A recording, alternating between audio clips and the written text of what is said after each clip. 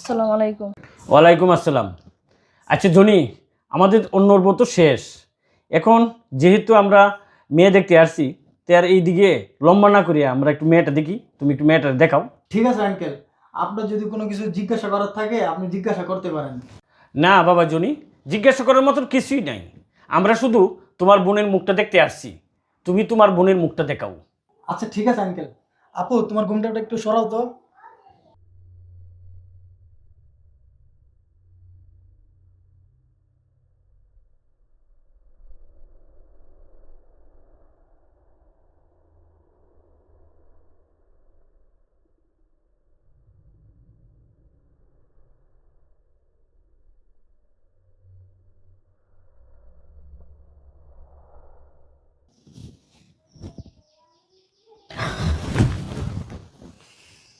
আরে তুই এখানে, তুই এই জায়গায় কি করতেছিস? হ্যাঁ, এই তুই কাকে নিয়ে আসছিস এই বাসায়? কাকে নিয়ে আসছি মানে? ওনাদের ঠিকানা তো তুই আমারে দিছস, আর ওনারা তো আমাদের বাসার মেহমান। তুই ওনাদের সাথে তুই তার ব্যবহার করতেছিস কেরে? জনি, তুই ঠিকই কইছস। আমি তোর কাছে ঠিকানা দিছি ওর, কিন্তু ভিখারি বাচ্চার ঠিকানা তো আমি দেই নাই। আর শফিক, তুমি ভিখারি বাচ্চাকে সাথে করে নিয়ে আসলে কেন? সুইটি, তুমি এগুলো কি বলতেছ? উনি কি হয় আমার তুমি জানো? কি হয় তোমার? উনি কি হয় তোমার? একটা ভিখারিকে সঙ্গে করে নিয়ে আসছো, আবার বলতেছো তোমার কি হয় নাকি? এই ভিখারির সঙ্গে তোমার কি সম্পর্ক? সুইটি, আমি তো তোমার ব্যবহার দেখে হতভম্ব হয়ে যাচ্ছি। আর তুমি ওনার সাথে এই ধরনের ব্যবহার করতেছো কেন? তুমি কি আদৌ নাকি চিনো উনি আসলে কে? ওকে চিনবো না মানে? ওকে না চেনার কি আছে? ও তো একটা রাস্তার মানুষ, ও তো একটা ফকির। আর শুধু ফকিরে না, ওর চরিত্রের সমস্যা আছে। সুইটি, তুমি একদম চুপ করো। আর তুমি ওনার সম্পর্কে কি আবোল-তাবোল কথা বলতেছো? শুনো, আমি ওনার সঙ্গে কোনো আবোল তাবোল কথা বলতেছি না। উনি কি করছে তাহলে তুমি শুনো। মা মাগো, আল্লাহর রাস্তায় আমার কোটা টেহাতে যাও। এই ফকিন্নির বাচ্চা, তুই ভিখারি হয়ে তুই আমার শাড়ির ধরে টান মারস?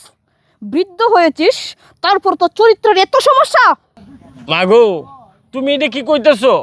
আমার চরিত্র খারাপ হইতো করে আমি কয়েকটা টেহার লাগিন তোমার কাছে সাহায্য চাইছি, আর তুমি আমারে উল্টাপাল্টা কথা কইতেছো। চুপ কর।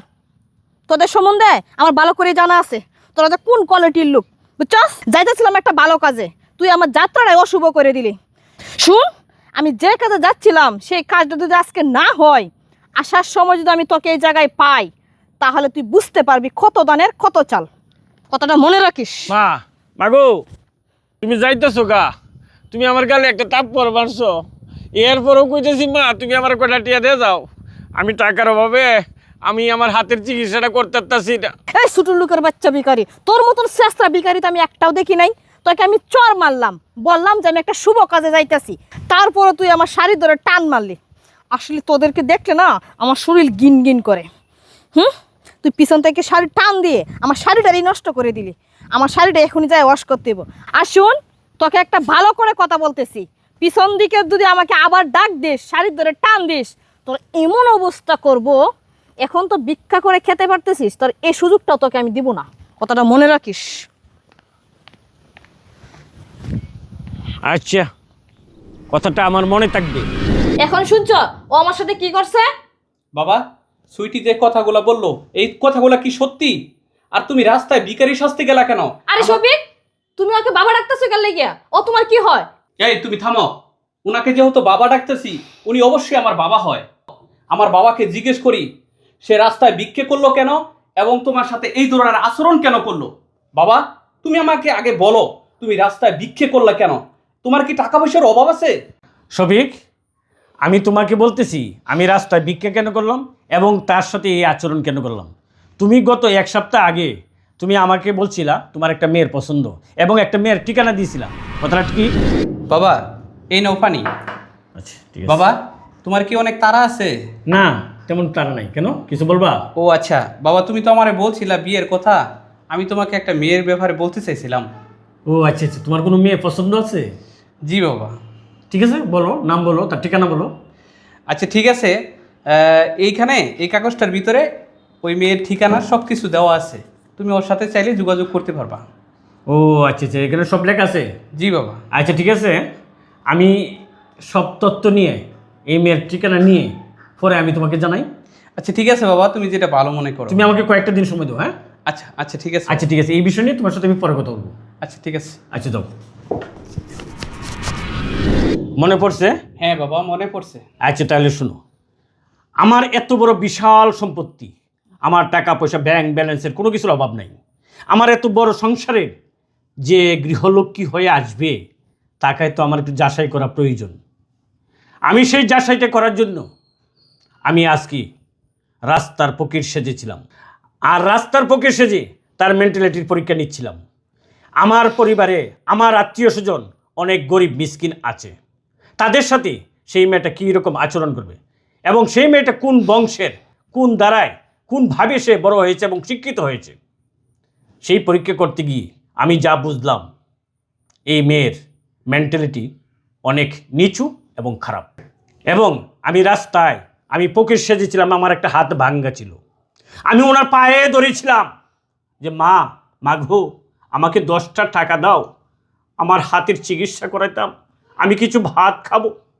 কিন্তু ও কী করলো, পর পর আমার গালে থাপ্পড় মারিল এবং আমাকে বলল আমি খারাপ চরিত্রের মানুষ, আমি ওর শাড়ির আঁচল ধরে শাড়ি ধরে টান দিয়েছি। শোন শফিক, এই মেয়ে যদি আমার সোনার সংসারে যায়, আমার সোনার সংসার পুরো চারকার হয়ে যাবে। যে কেউর নামে কলঙ্ক রটাতে সে দ্বিধাবোধ করবে না। শফিক, আমি এই ব্যাপারে কোনো সিদ্ধান্ত নিব না। তুমি তোমার লাইফ, তোমার ভবিষ্যৎ কিভাবে সাজাইবা তার সিদ্ধান্ত তুমি নেও। বাবা, এখানে আমার কোনো কথা বলার কিছুই নেই। এই মেয়েকে বিয়ে করা তো দূরের কথা, তার সাথে আজ থেকে এই মুহূর্ত থেকে আমি সম্পর্ক এখানেই শেষ করে দিলাম। শফিক, তুমি বুঝতে ভুল করতেছো। আসলে মানে আমার এই ভুলটা হয়েছে, আমাকে তুমি মাফ করে দাও। আমি এরকম ভুল আর কখনো করবো না। আর আঙ্কেল, আমি আপনার সাথে আসলে খুব খারাপ ব্যবহার করছি, আমাকে আপনি মাফ করে দেন। শ্রমিক, আমি আর এক মুহূর্ত এই বাড়িতে থাকবো না, আমি চললাম। শোনো, আঙ্কেল, আঙ্কেল শফিক ভাই, বোঝার চেষ্টা করেন বিষয়টা। উনি তো ভুল করে লাইছে। শোনেন, আমি সেই বংশের সন্তান না। আমার পিতার উপরে আমি একটা কথাও বলবো না। যেখানে আমার বাবা যে কথাগুলো বলে গেছে তার উপরে কথা বলার মুখ আমার নেই। এত বড় স্পর্ধা, এত বড় সাহস আমার নেই। শোনো, তোমার সাথে যেই পর্যন্ত আমার সম্পর্কটা ছিল, আজ থেকে মনে করো তোমার সাথে আমার কোনো পরিচয় হয় নাই। আমার বাবা চলে গেছে, আমি আর এক মুহূর্ত এখানে দাঁড়িয়ে থাকবো না। আমিও চলে যাচ্ছি, আর তুমি আমার সাথে আর কখনোই যোগাযোগ করার চেষ্টা করো না। শফিক ভাই, নিজের কপাল নিজেই খাইছস, বুঝছস? এত জিদ ভালো না।